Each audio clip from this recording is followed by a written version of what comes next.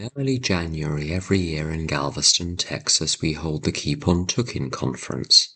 You remember the slogan, Keep On Truckin, from the Robert Crumb cartoon?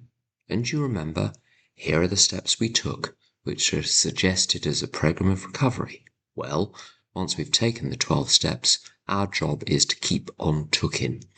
We have main speakers, panels with attendee participation, and, this year, Father Tom from Oakland, California, who is AA and Al-Anon. There is also a Q&A session as the last session of the weekend. As the recordings are available, I will upload them here as a guest spot on the podcast. And we are going to open with the Serenity Prayer. All together. God, grant me the serenity to accept the things I cannot change, the courage to change the things I can, and the wisdom to know the difference. Okay, we are going to have our question and answer session. Joe's going to moderate that, and he's got a pile of questions here. We have until around noon. So take it away. Very good. I'm Joe. I'm a grateful alcoholic. Joe?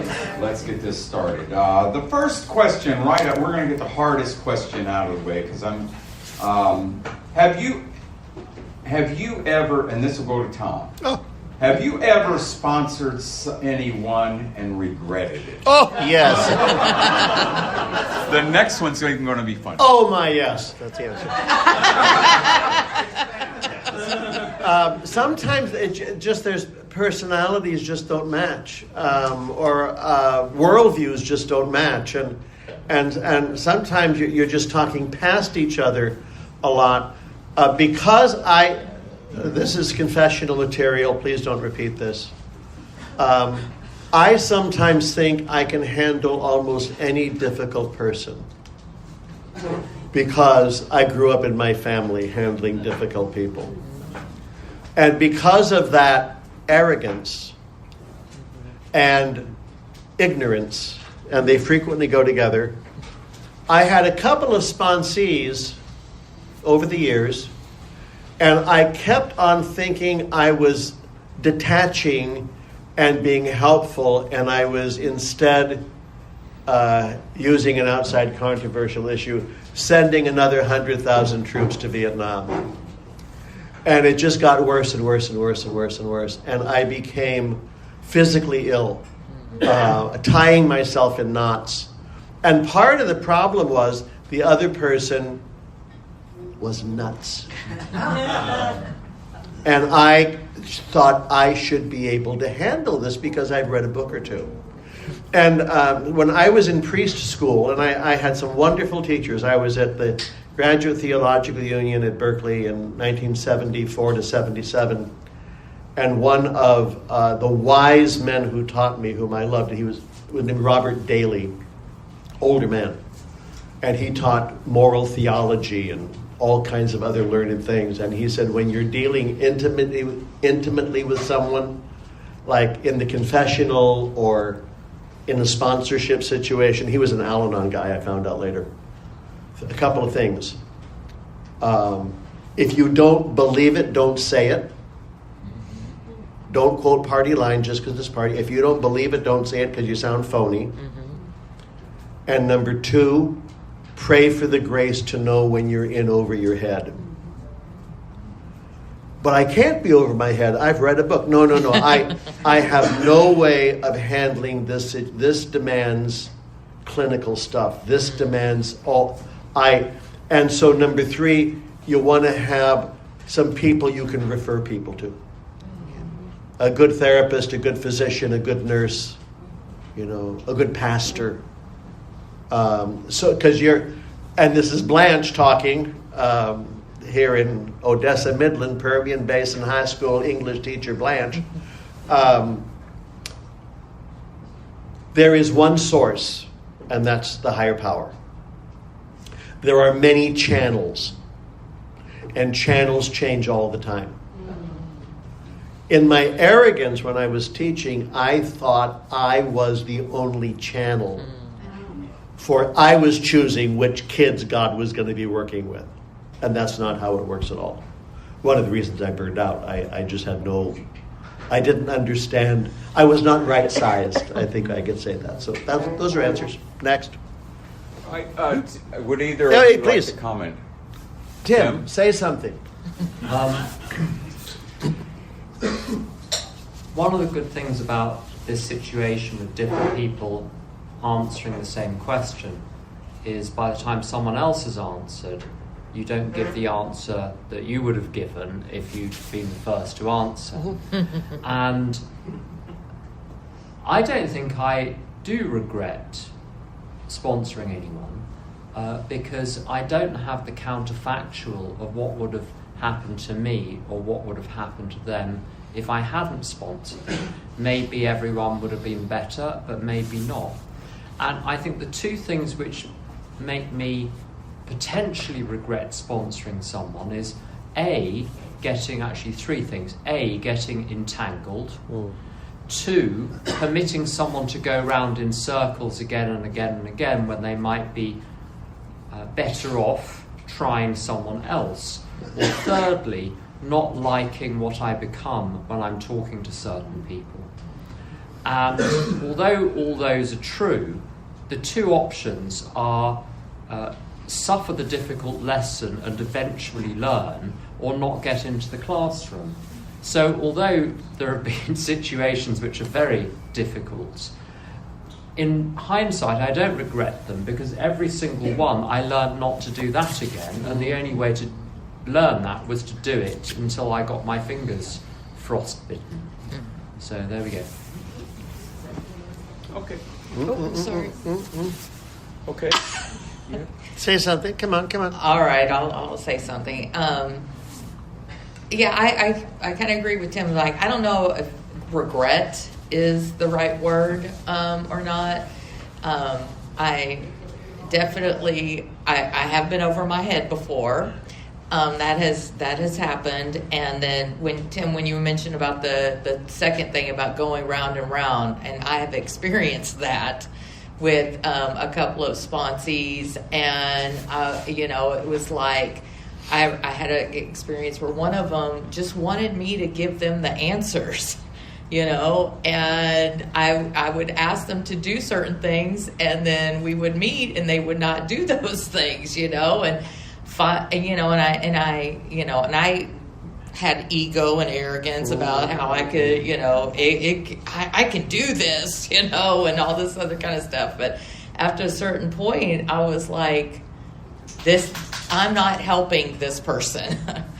And I mean, I definitely learned some lessons about myself. And then I said, look, are you able to do this, this, and this? If not, then I can no longer sponsor you. This is I'm not helping you. This is not the right thing. And that happened. And I still am in contact with this person, but I haven't sponsored her in quite a long time. So it just sometimes it's just not a fit. And then there are certain circumstances where there is some additional outside help that I can't do.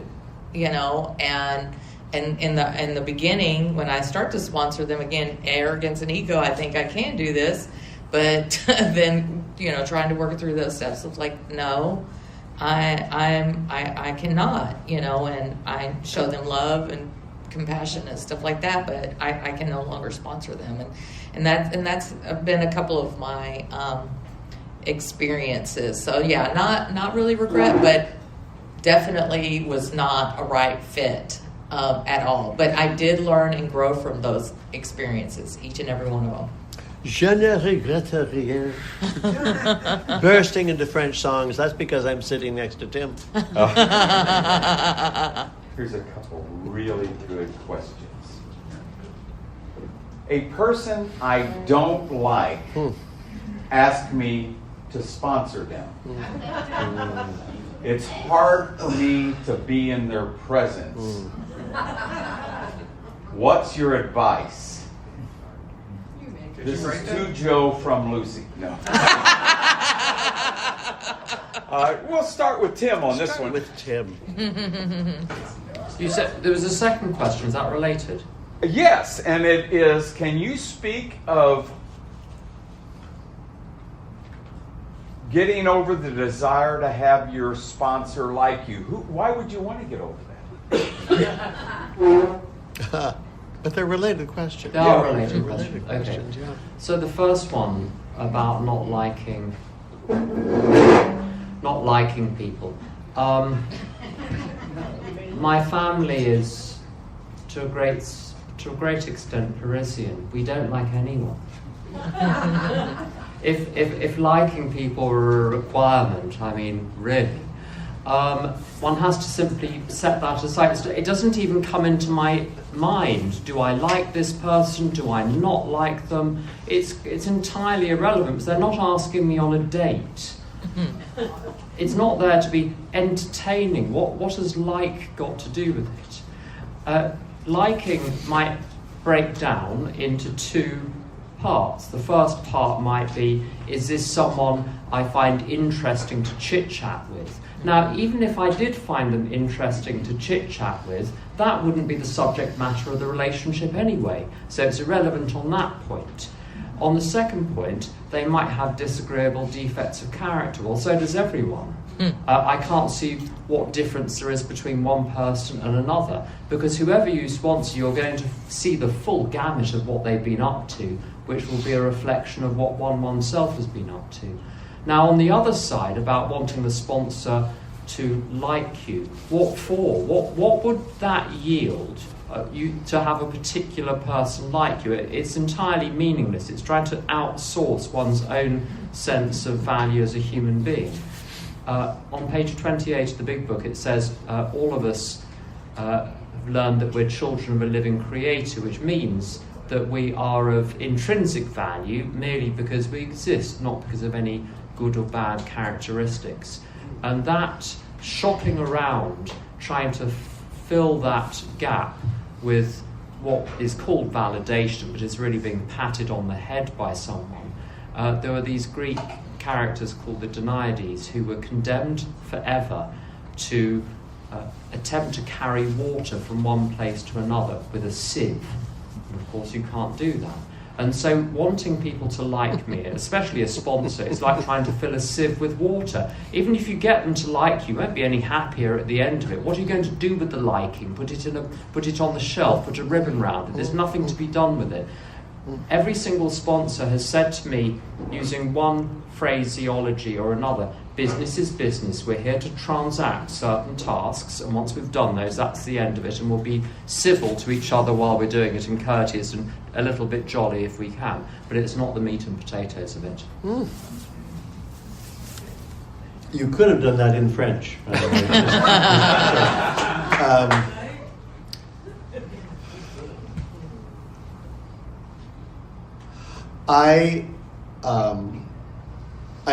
The friendship hat and the sponsorship hat are two different things. I do know that. I've sponsored some people for a long time, and we're also friends. Mm-hmm. That happens. Yes. They know me well, I know them well. And there's, but I'm allergic to some people. And some people, if the body doesn't lie, and if I'm talking to you and I notice that my blood is going backwards, I would hope they would have another person to talk to. I can do that for a short period of time, but not on any sustained time. It's nice to have a kind of detachment where you listen and tell the truth. And you know the program well enough. I remember one guy, he's a very interesting fellow. He's a therapist and works a lot with veterans, and stuff was going on. And he called me kind of in a crisis, and I listened for about 15 minutes, and I was able to say, self-centered fear. This is self-centered fear. And he went, oh, thank God, I didn't know what it was. And my sponsor did that with me. I would call with a mare's nest. Is that a good image? A big fat bundle of chaos, and not even have any periods or semicolons in my remarks. And he could listen and sort it out for me. This is what's going on. And here's what I do in a situation like that. So sometimes we're sounding boards, and I find that helpful. It is important to not, there's an image of I'll support your fantasy life, and you don't want to do that. It just, delusions don't help us at all. Uh-oh. Okay, yeah. The like, don't like, if someone's asking me for help and they have some willingness, I'm going to accept, but then it kind of goes into whatever we were talking about then. And the last question, if there's not the willingness and there's these other things that are going on, and I don't like that, I'm just, I can talk to my sponsor about those things and those feelings and stuff like that, and then we can make a decision. Now, I sponsor some women. I'm here with one of my sponsees this weekend, and we are friends. And I think some people you connect with. That's not my job. It's kind of, as Tom mentioned, sometimes it's just a byproduct. And I have. Most of the women I sponsor now, I've sponsored for a while, and some of them it is more official sponsor-sponsee relationship, and sometimes we do outside things besides go to meetings, work steps, stuff like that. So I think it's a case-by-case basis on that.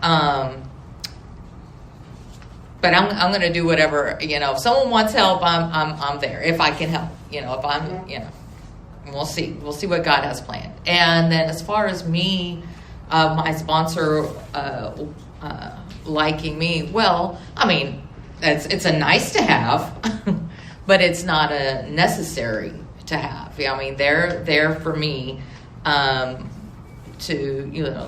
share their experience, strength, and hope, and walk me through the 12 steps, and I had a good reminder of that from my first sponsor when I finished steps, and a young lady asked me if I could be her sponsor, and I was in fear. I'm like, I just finished the steps. I was like, I didn't want to break her, and I'm like, and my sponsor was like, it's going to be all right, Lisa. Your job is to guide her, through these 12 steps, and listen and share your experience, strength, hope. That's it. That's your job as a sponsor. And so I kept those words, and I'll share a funny story. One of the women I sponsor, we butted heads. I'm still her sponsor, but we butted heads. And when we were finishing, we were getting into the later steps. She got honest with me. She said, "You know what? When we were working through step 4, I didn't like you very much." And I was like, okay, well, I'm sorry to hear that, but that's just the way it is sometimes. And but today we have a wonderful relationship. If I open my mind up and my willingness and let God in, and all sorts of things happen. So not like that's not really what it's about. But if that's what God has planned, then so be it. Thank you. Mm-hmm. My sponsor still doesn't like me, by the way. I remember I was sponsoring a guy, and he was of a specific religion where we had to be facing the east at sunrise and do the 3rd step in. This guy was a real pain. A real pain. And I would go to my sponsor and I would complain to him. He was a Rhodes Scholar, whatever that is. He was a genius. And I said, and he says, Joe, I know exactly how. I said, when the phone rings, I hate answering it. And then he comes over and then he goes to meetings I'm going to. He goes, Joe, I know exactly how you feel. I feel that way every Monday at 2 p.m.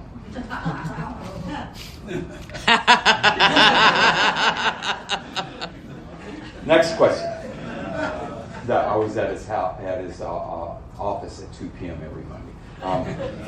How do you differentiate between God's will and the ego's voice? 10 years later. 10 years 10 years 10 years later. later. Oh, yeah. Because you don't know. You don't know. It gets all mixed up. I'm sure God wants me to have sex with you because God told me so just during the meeting. Really? Maybe not. Yeah. It gets all, Okay, very well. If it were clear, we wouldn't be killing each other over religion. It's all, it's a thing. Did you hear Mike? Can we hear this? Sorry. It's always mixed up. All kinds of, I get to kill you because we disagree. That's 5,000 years of human history. My will and God's will and so on. It takes a while to sort things out. And expect to be confused and mixed up and wrong on a regular basis. And sometimes something looks like a tragedy and it's really not. And other times it looks like a tremendous success and it's a disaster. 10 years. Oh, please, yes. So I think the problem lies in how the question is phrased. It depends what one means by God's will. So there's the part of God's will which is God's overall strategic plan. There might be God's ultimate ends, and then there's the specific things which God wants me to do today. And very often people pose the question to God as though the answer should come in the form of a great big 5 to 10 year strategy, or an enormous lurch to the left or the right, or leaving something. Very often, is it God's will that I leave this job, this relationship, this home group, this fellowship, this situation, or that God's will is discernible in terms of what the ultimate end is, as though you can see the end of time.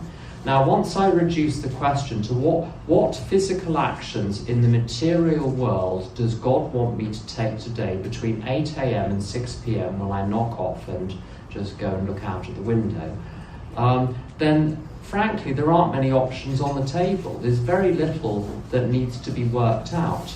Now, amongst those options, I can always ask myself, what happened last time I did this thing? So if I think it might be God's will to correct my other half or give him minute directions on how to do the dishes or something, what happened last time I tried to give these directions? Well, it caused a frightful argument, so it's probably not God's will.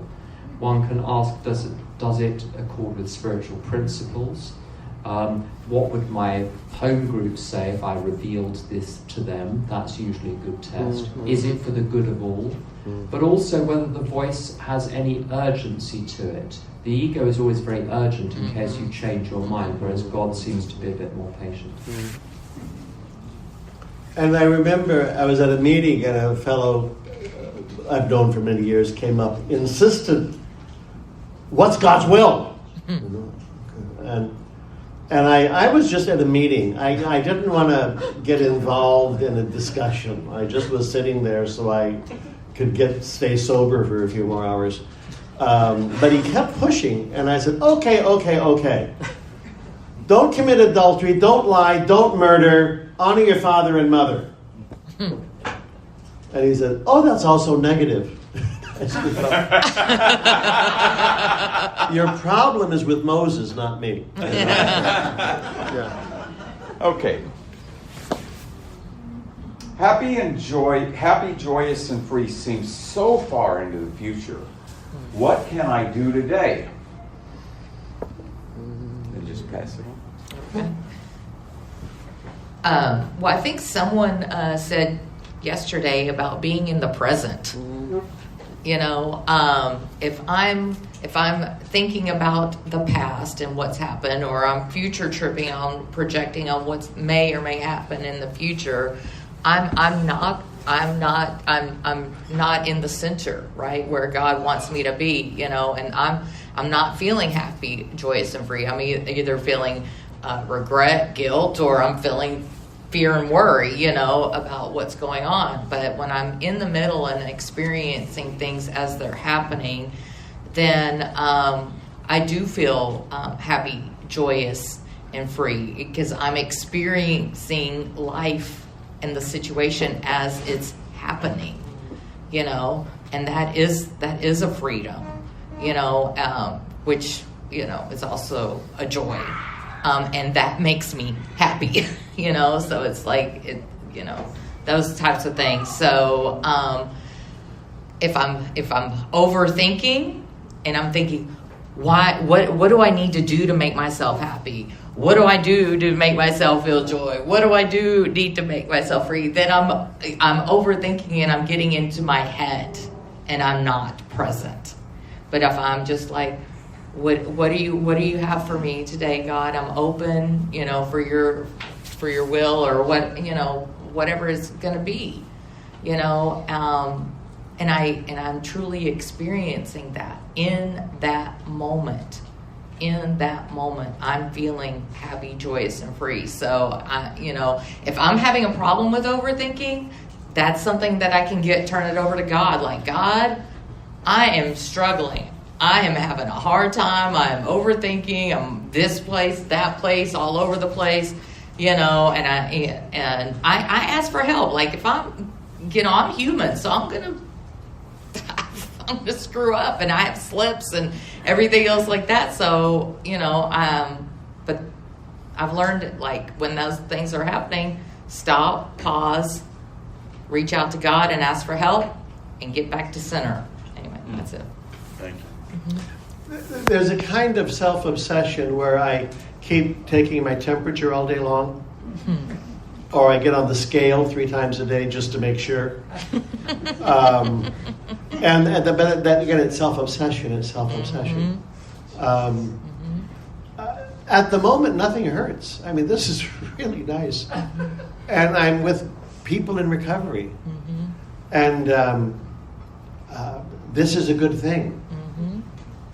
And I pause at the end of the day and review the day. Have there been moments of happiness, or I don't even ask that. Have I been a jerk? That comes up. That's a good question to ask. Have others noticed? Have I noticed the presence of a higher power at any moment? You have to train your eye to see that. Yes. And then I don't worry about happy, joyous, and free. Right. I mean, I guess it happens, but Yep. my job is to be here now and left foot, right foot, breathe. Left foot, right foot, breathe. There are things to do, and that's where I want to be. And but self-obsession shows up in funny ways. How many pounds do I weigh today? What's my temperature? I guess on your new watches, they can tell you how well you slept and your attitude. I think that's a little frightening. Again, I think the problem lies in the question: as soon as you say that happiness, joy, and freedom are a long way away, you just put them a long way away by saying that you can't find them. A friend of mine said recently, it seems to be a law of the universe that whenever you lose something, when you finally find it, it's literally in the last place you could have looked. You have to go through every single other place first to get to it.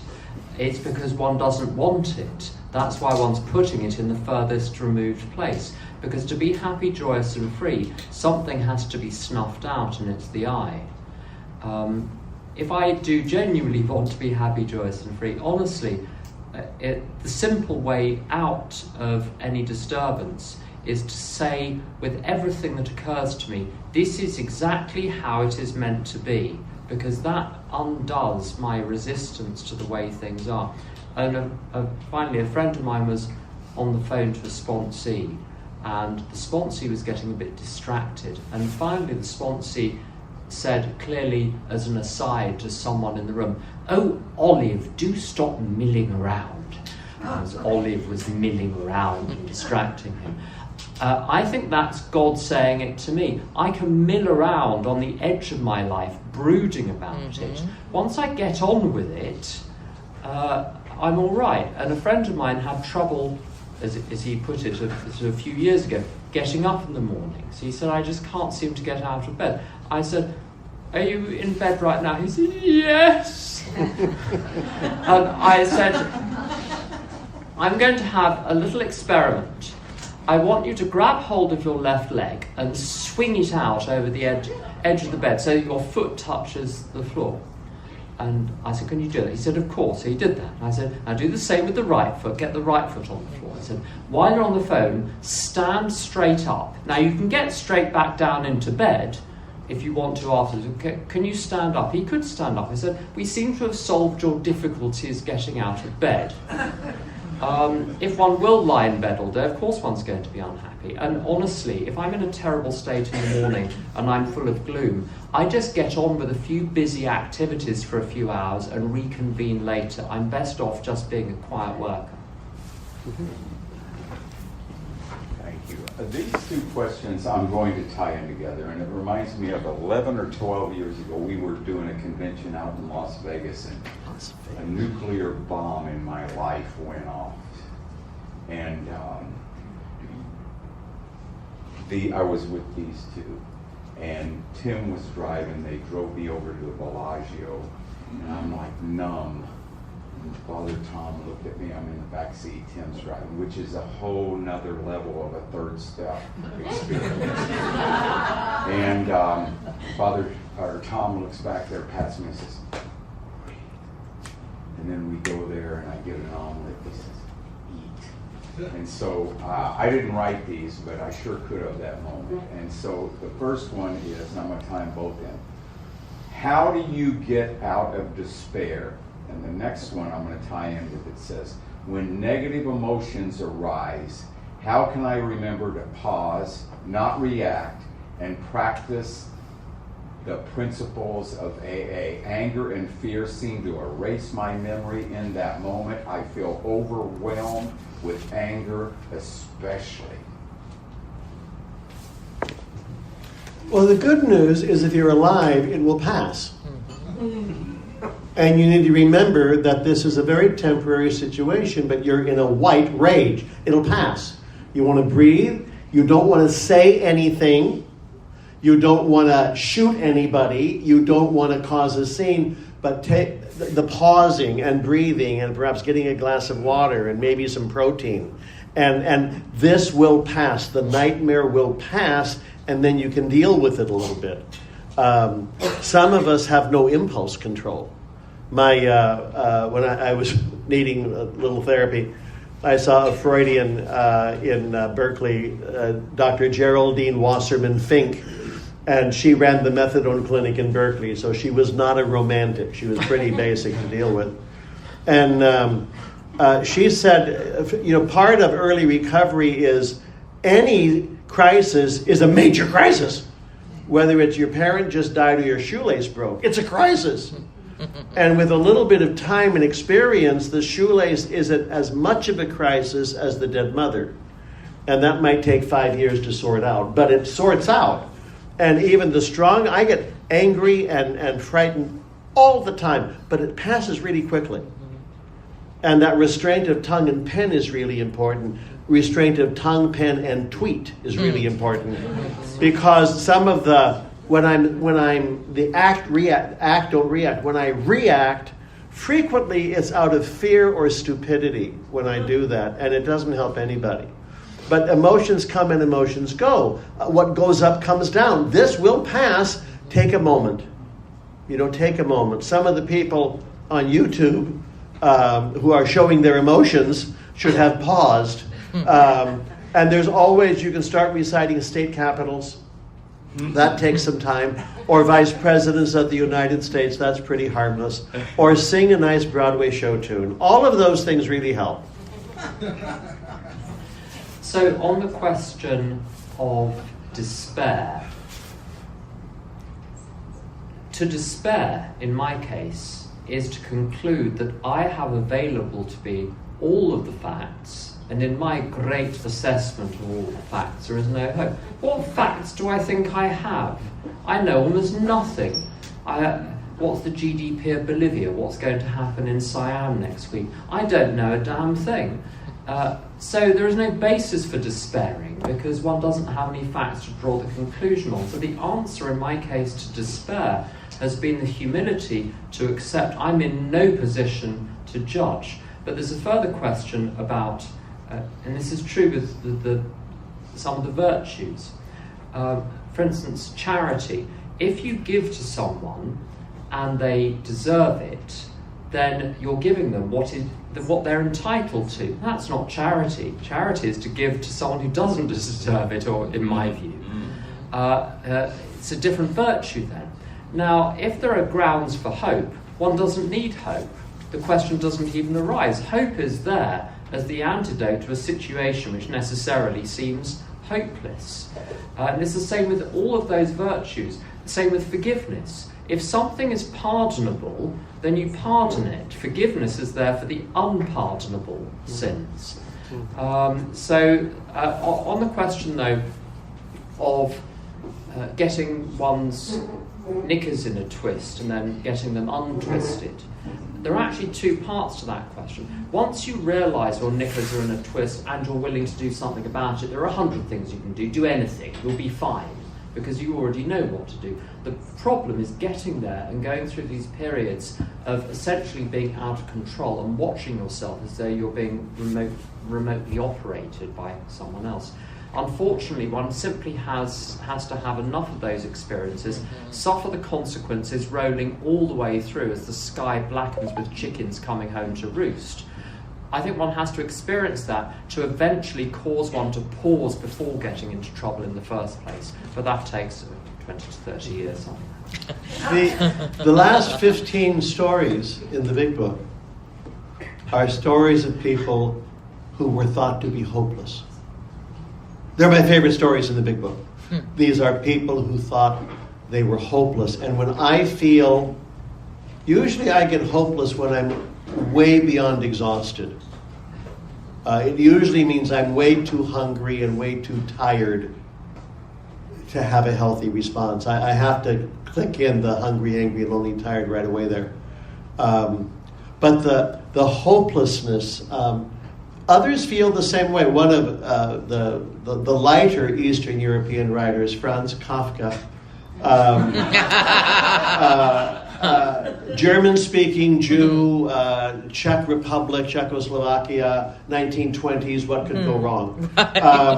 And he writes a short story about waking up one morning and he's turned into a giant cockroach and his family does not quite know what to do with him, and so they kill him. It's a happy story. But he'll also say, there is infinite hope, but not for us. I find that hilarious.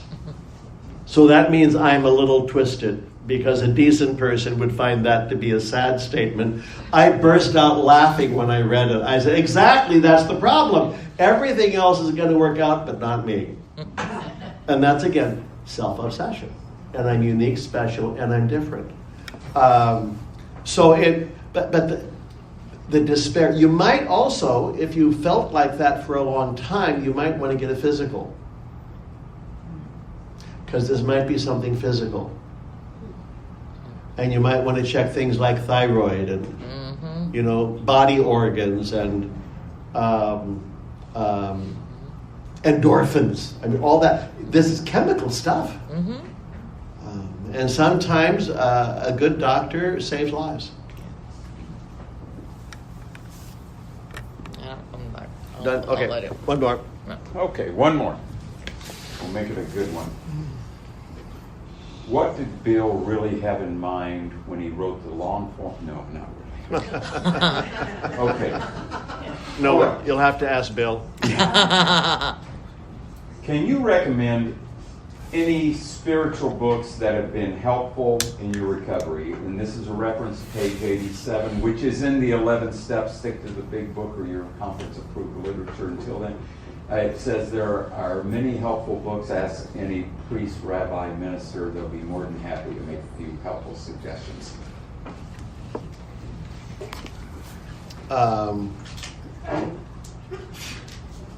When Bad Things Happen to Good People by Rabbi Kushner. when bad things happen to good people. Kurtz and Ketchum write a book called The Spirituality of Imperfection. It's a genius book about being alive 101. It's also good to read some biographies or autobiographies. St. Augustine's The Confessions is a great big long fifth step. And he wrote that in the 4th century, and it's readable. He had the tiniest problem with sexual acting out all across North Africa, and an occasional bathhouse in Milan. And he, his prayer was, "Oh God, make me pure, but not just yet." Which is every addict's prayer. You know, I really want to clean up next week. Oh, Interesting. that's funny. Gandhi's autobiography, My Experiments with Truth, by Mohandas K. Gandhi.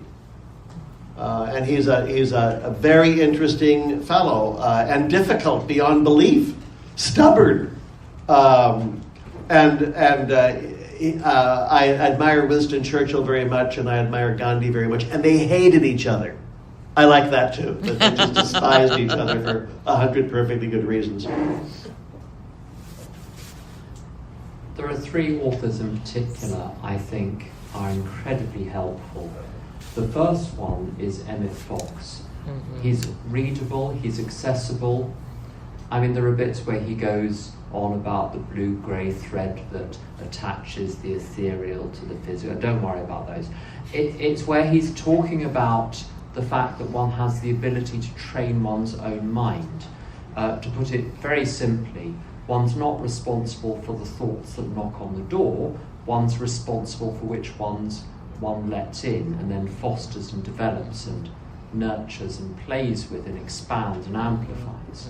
And if one's got into the slack habit of letting everything in, of being so open-minded that any thought that comes knocking on the door is given a hero's welcome, that needs to be reversed, but it takes a long time to reverse that. Now, he makes it seem possible, and that was a big turning point for me. The second one is Anthony de Mello. His writings across his many books essentially turn out to be a worked example of pages 60 to 62 of the big book. So if one hasn't entirely got one's head around the fact that getting your own way won't make you happy, and you can't get the material world to deliver all the things it's supposed to, he will help. He will help detach oneself from the insane belief that happiness can be wrested from life, like stolen or snatched from the material world. And that's very, very helpful for achieving detachment. On concepts of God and how to wrestle with entry-level questions of theology, like this question of why do bad things happen to good people? Why is there death? Why is there disease? Why do people do bad things? How can there possibly be a God in a modern material world full of material progress? You cannot get better than C.S. Lewis. So, Mere Christianity, Miracles is very good about opening the mind to the fact there is more than just the material, and he uses all sorts of things. He very adequately, I think, proves that reason is not part of the material world. It's really something that comes from a realm beyond. I can't recommend him highly enough, and his fiction is a very, very good way in, both the science fiction and the so-called children's books. What he said about children's books is if they're not fit to be read by grown-ups, they're not fit to be read by children.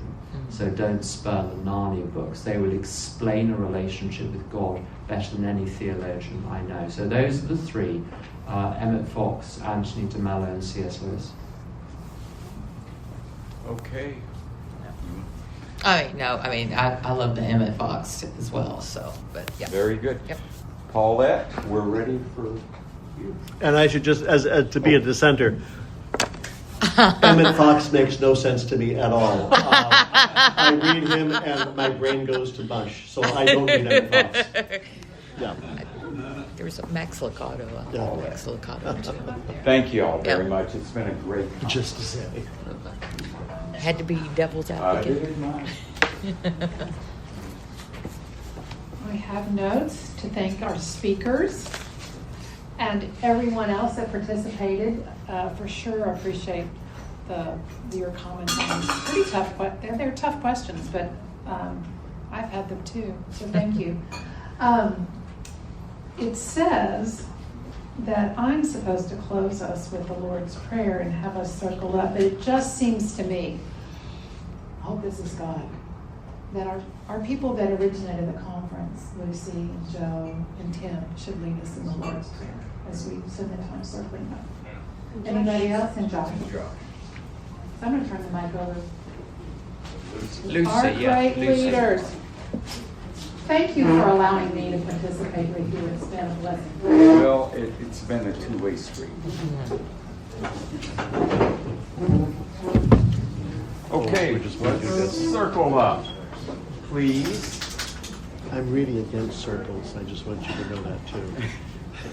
Why do we stand in circles? I have More like a square, bit of Because a we don't word. do lines anymore. Exactly.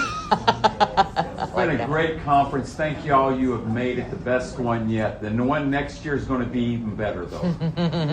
All right, let's have a moment of silence and thank God, and then we'll start the Our Father. Thank you. Our Father, who art in heaven, hallowed be thy name. Thy kingdom come, thy will be done, on earth as it is in heaven. Give us this day our daily bread, and forgive us our trespasses, as we forgive those who trespass against us. And lead us not into temptation, but deliver us from evil. For thine is the kingdom, and the power, and the glory, forever and ever. Amen. Hooray! Hooray! Hooray! A bunch of us are going to go downstairs and have the buffet. If anyone cares to join, every man for himself.